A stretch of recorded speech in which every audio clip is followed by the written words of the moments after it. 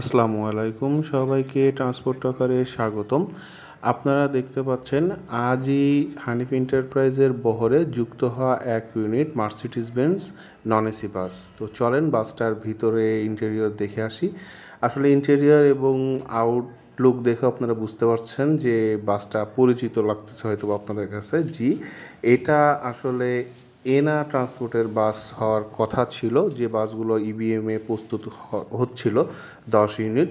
তো 10 ইউনিটের থেকে 4 ইউনিট ইতিমধ্যেই এনার বহরে যুক্ত হয়ে সিলেটে চলাচল করছে। বাকি যে 6 ইউনিট বাস, এই 6 ইউনিট বাস কিন্তু হানিফ এন্টারপ্রাইজের বহরেই যুক্ত হবে। তারই রেস ধরে যে 1 ইউনিট বাস আজকে বের হয়েছে, বাকি 5 ইউনিটের পরবর্তীতে যুক্ত হবে। আপনারা দেখতে পাচ্ছেন বাসটি 40 আসন বিশিষ্ট।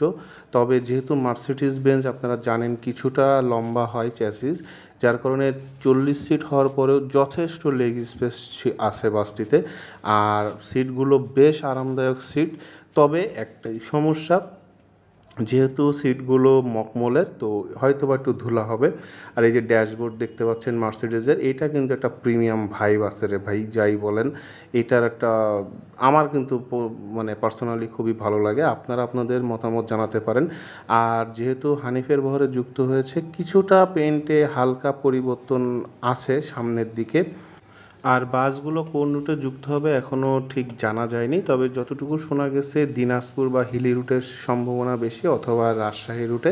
বাকিটা গাড়ি যেদিন যাবে রুটে সেদিনই বলা সম্ভব। তো এই ছিল হানিফের ছোট্ট একটা আপডেট। ভিডিওটা ভালো লাগলে অবশ্যই লাইক করবেন, কমেন্ট করে আপনাদের মতামত জানাবেন। যারা ভিডিওটা ট্রান্সপোর্ট টকারের ফেসবুক পেজ থেকে দেখছেন তারা অবশ্যই পেজটা ফলো দিয়ে রাখবেন। ট্রান্সপোর্ট টকার ইনস্টাগ্রামে আপনারা ফলো করতে পারেন। আর যানবাহন সংক্রান্ত যে কোনো তথ্যাদি আদান প্রদানের জন্য আমাদের গ্রুপ ওয়ার্ল্ড অফ ট্রান্সপোর্টে যোগ দেবেন। তো আজকের মতন আল্লাহ হাফেজ।